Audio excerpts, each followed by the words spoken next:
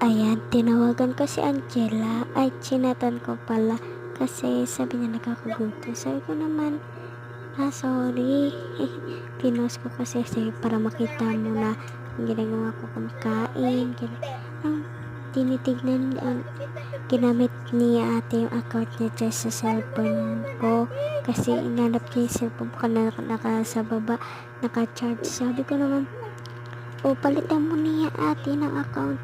Magagamit ko yung account mo na yan, bahala sa'yo dyan, ang sinabi ko. Sabi ng ate naman, sabi niya daw yung cellphone niya. Sabi niya pala, pinalitan niya na dyan yung account niya. Tapos,